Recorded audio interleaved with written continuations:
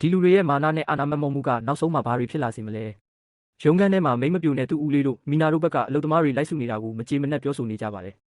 ဦးလေးဖြစ်သူကဒီပြဿနာကိုအစကတည်းကအမြင့်ဖြတ်ရှင်းပြမှအဆင်ပြေမယ်လို့တိုက်တွန်းလာပါတယ်သူတို့လုပ်ငန်းကိုလာပြိုင်တာကိုလုံးဝလက်မခံနိုင်တဲ့အခြေအနေဖြစ်နေတာပါမိမ့်မပြိုကလည်းခေါင်းထောင်မလာနိုင်အောင်အပြတ်ရှင်းပြမယ်လို့သဘောတူပြီးရက်ဆက်တဲ့အစီအစဉ်တွေစတင်ချမှတ်လိုက်ပါတော့တယ်တစ်ဖက်မှာတော့နန်ချုပ်ကနေမှာကြံခဲ့တဲ့သူ့အမေစီကိုဖုံးဆက်ပြီးသတင်းမေးနေပါတယ်မိသားစုအပေါ်အရန်တိတက်တဲ့တားလိမ်မာလေးတစ်ယောက်ပါ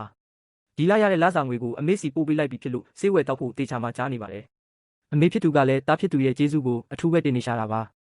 ဒါပေမဲ့အမေဖြစ်သူရဲ့ရင်ထဲမှာတော့ပျောက်ဆုံးနေတဲ့တားငယ်လေးအတွက်စိုးရင်ပူပန်မှုတွေနဲ့ပြည့်နေနေပါတယ်နန်ချုပ်ကသူ့ညီလေးကိုတွေ့အောင်မဖြစ်မနေဆက်ရှာပေးမယ်လို့အမေကိုကတိပေးပြီးစိတ်မပူဖို့နှစ်သိမ့်ပေးနေပါတယ်ဖုံးပြောပြီးတာနဲ့အမေဖြစ်သူခမညာတားငယ်လေးကိုလွမ်းဆွလွန်းလို့မျက်ရည်တွေကျပြီးငိုကြွေးနေရပါတော့တယ်နန်ချုပ်လည်းလမ်းဘေးမှာတယောက်တည်းထိုင်ရင်းလက်ဆွဲလေးကိုကင်ကာမိသားစုကိုတတိယနေတဲ့အခိုက်အတန့်ပါအဲ့ဒီအချိန်မှာပဲအနက်ရောင်ကားတစ်စီးသူတို့ရှိကိုထိုးဆိုင်ရောက်ရှိလာပါတယ်ကားပေါ်ကနေဦးလေးကြီးတယောက်ဆင်းလာပြီးနန်ချုပ်ကိုရင်းရင်းနှီးနှီးနှုတ်ဆက်လိုက်ပါတယ်ကားပေါ်ကနေလူငယ်တယောက်ထပ်ဆင်းလာပြီးနန်ချုပ်ကိုမြင်သွားတဲ့အခါသူတို့အချင်းချင်းမှတ်မိသွားကြပါတယ်ဒီလူငယ်ဟာမီနာကိုဒုက္ခရောက်နေတော့ကနန်ချုပ်ကူညီကယ်တင်ပေးခဲ့တာကိုမှတ်မိနေတဲ့သူဖြစ်နေတာပါလူငယ်ကနန်ချုပ်ကိုဒီနေရာမှာတယောက်တည်းဘာလုပ်နေတာလဲလို့မေးမြန်းလိုက်ပါတယ်နန်ချုပ်ကလည်းအလုရှာမရသေးတဲ့သူ့အခြေအနေကိုပွန့်ပွန့်လင်းလင်းပြောပြလိုက်ပါတယ်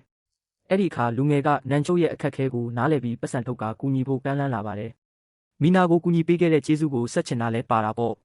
ဒါပေမဲ့စိတ်ထားပြုစင်တဲ့နန်ချုပ်ကတော့စေတနာနဲ့ကူညီခဲ့တာဖြစ်လို့ငွေကိုညှင်းပယ်ပြီးမယူဘဲပြန်သိမ်းခိုင်းလိုက်ပါတယ်နန်ချုပ်ရဲ့ရိုးသားမှုကိုလေးစားသွားတဲ့လူငယ်နဲ့ဦးလေးတို့ကနောက်ဘာအခက်အခဲပဲရှိအချိန်မရွေးလာပြောနိုင်တယ်လို့ဖိမစကားဆိုလိုက်ပါတယ်နန်ချုပ်လည်းသူတို့ရဲ့စေတနာစကားတွေကြောင့်စိတ်ခွန်အားတွေပြန်ရပြီးကျေးဇူးတင်စွာနဲ့နှုတ်ဆက်လိုက်ပါတော့တယ်